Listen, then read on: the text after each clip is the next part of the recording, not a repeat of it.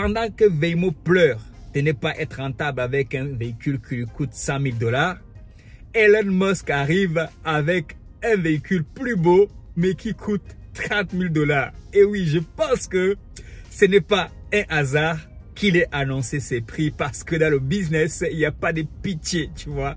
Dans le règne animal, c'est soit tu t'adaptes ou tu meurs. C'est l'une des règles d'or.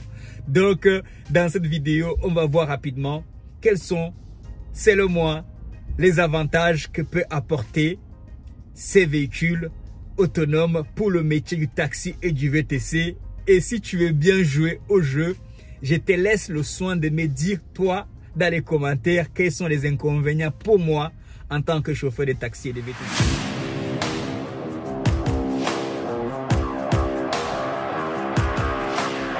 Salut à toi, bienvenue sur Empatainment. Aujourd'hui, je reviens rapidement sur cet événement qui a eu lieu entre la nuit de jeudi et vendredi aux États-Unis, où Elon Musk a dévoilé enfin son véhicule, ses véhicules même, je dirais autonomes, parce qu'il y en a deux. Il y a le van de 20 personnes et la berline. Mais je vais plus parler de la berline parce que la berline aujourd'hui, on connaît, il nous a annoncé publiquement en tout cas la date de sortie qui est de fin 2026 avant 2027. Ça, c'est sûr. Et je pense que cet homme nous a déjà prouvé plusieurs fois que quand il annonce les choses, il le fait. Quoique c'est un jeu d'enfant pour lui, parce que quand on veut concourir la planète Mars, envahir le monde actuel des véhicules autonomes, c'est pas... Voilà. Encore faut-il que les gouvernements adhèrent. Mais ils vont adhérer parce que c'est l'argent, malheureusement ou heureusement, selon ton point de vue, qui dirige le monde. Donc le véhicule est enfin dévoilé, comme tu peux le voir, comme tu as pu le voir à l'introduction. Plutôt beau, moi je le trouve très beau pour annoncer à 30 000 $, donc moins de 30 000 €, autour de 28 000 €. Franchement, est-ce que c'est trop beau pour être vrai ou il nous fait juste rêver? Quand il va sortir, il va augmenter les prix. Bon, quel que soit le prix auquel il sera mis, en tout cas je pense que il sera beaucoup moins cher que celui de Waymo qui est à 100 000 $ actuellement. Et d'ailleurs celui de Waymo m'intéresse beaucoup moins parce que il ne l'annonce pas comme des véhicules qui vont être commercialisés. Donc ici je réponds à un point, à une question de longue date. Quelqu'un m'avait demandé à une époque, c'était un client, je l'oublierai jamais, Uber va ramener ses véhicules autonomes sur le marché, qu'est-ce que tu vas faire? Mais oui, quand Uber veut faire les choses, il y a d'autres personnes aussi qui ont justement la réponse à ces questions. Bah, il y a des entreprises chinoises qui vont sortir qui sont là, des entreprises américaines comme celle d'Elon Musk, Tesla, pour produire aussi une concurrence, pour produire aussi des véhicules qui vont venir justement concurrencer ceux de Uber. D'ailleurs, Uber n'a pas produit parce qu'il avait copié. Donc, aujourd'hui, Uber utilise juste les véhicules de Waymo, exploite les véhicules de Waymo. Et si toi tu arrives demain avec ton véhicule autonome, il n'y a pas de raison que Uber ne va pas l'exploiter. Donc moi c'est comme ça que je vois ça, j'observe ça de près. Je me dis, en tant que chauffeur de taxi, c'est peut-être l'occasion de me prendre 5-6 véhicules sans avoir le stress, sans avoir le stress supplémentaire. C'est mon côté entrepreneur. Excusez-moi, donc je suis pas là en train d'attaquer quelqu'un. Moi-même, je suis chauffeur. Ça fait 10 ans, je suis sur mon volant.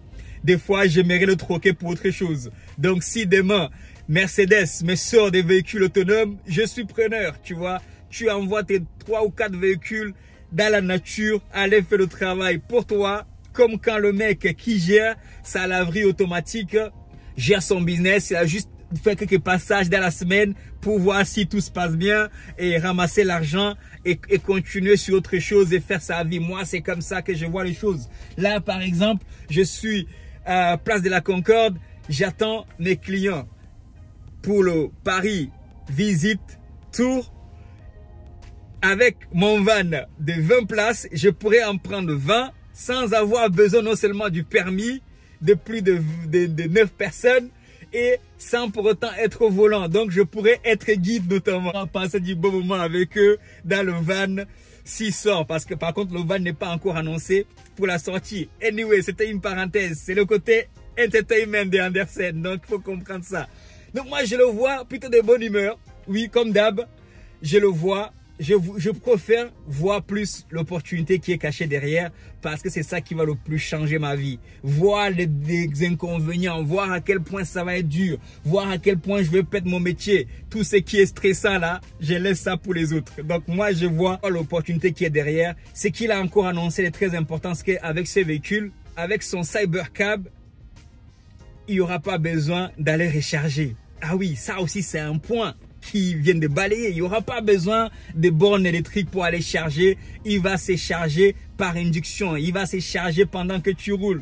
N'est-ce pas beau? N'est-ce pas beau? Mais il y a tellement de choses qui existent pour faciliter la vie des gens. Mais comme le changement, ça prend du temps. Beaucoup de gens ne sont pas encore trop à l'aise au changement.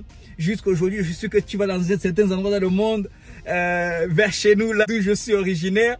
Si tu ramènes quelqu'un une houe électrique où il n'a pas besoin d'aller au champ, il va dire non, c'est de la sorcellerie. Non, c'est pas de la sorcellerie, il faut que le monde avance. Donc, franchement, je pense que c'est une opportunité de pouvoir justement avoir plusieurs véhicules et gagner de l'argent en automatique. Ça sera vraiment le business où on gagne le plus d'argent en automatique, tu vois.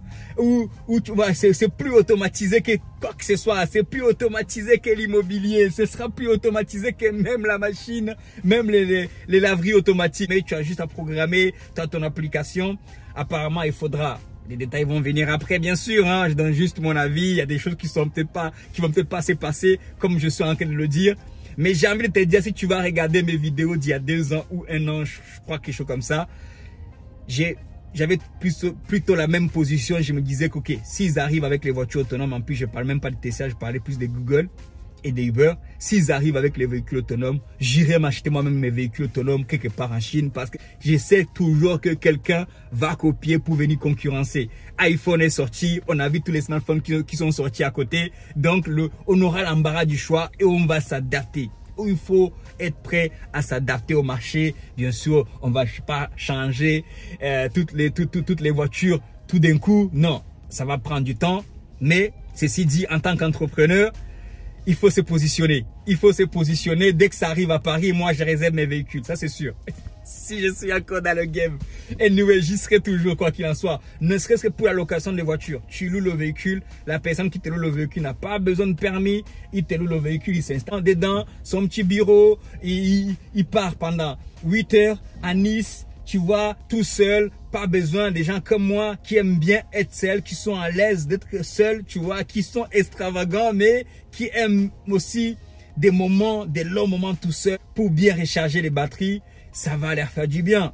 Et dormir, boire un café, lire, enfin tu bois déjà un café au volant, lire ton livre, mais regarder ton film, travailler, tourner ta vidéo comme ce que je suis en train de faire actuellement, faire la fête avec dans le cyber van, tu vois. Non mais ça, il faut voir tu vois, c'est le futur, tu vois, c'est le turfu, tu vois, comme disent les jeunes. Non mais clairement, et j'en passe les meilleurs, peut-être que j'ai oublié des points. Mais franchement, ce qui m'a le plus retenu, c'est le prix annoncé. Le prix est abordable, les amis. 100 000 € pour aller faire des courses à 9 €. Ah, mais toi, tu veux être rentable. Mais je pense que c'était toi le plus intelligent, monsieur Google. Tu prends des véhicules à 100 000 € pour aller... Tu n'as pas écouté mes vidéos, quoi. J'ai dit aux collègues de même pas prendre des véhicules à 40 000 € pour aller faire des courses à 9 €. Toi, tu vas prendre des véhicules à 100 000 € pour aller faire des courses à 9 € comme tout le monde. Mais non, maintenant... Elon Musk est venu te corriger. Et oui, correction directe, très radicale, 30 000 €. On coupe la poire en 3. Clairement, ben va suivre, monsieur Waymo. Tu as intérêt de développer ta technologie pour faire tes propres véhicules. Encore une fois, c'est celui qui a la technologie, qui a la main vraiment, qui a le game entre les mains. Habituons nos enfants, éduquons nos enfants vers ce sens. Éduquons nos enfants, blague à part, à acquérir la technologie, à être ceux qui détiennent la technologie. L'Afrique est à la ramasse aujourd'hui parce qu'on ne détient pas la technologie. Et oui, on a beau avoir tous les matières premières pour fabriquer une Tesla autonome, Insabel Cab, mais on n'a même pas encore fabriqué un vélo. Je suis désolé, il faut dire les choses telles qu'elles sont. Et oui, ça doit nous révolter. Anyway, revenons à nos affaires. Donc, je vais terminer la vidéo ici, place de l'Étoile.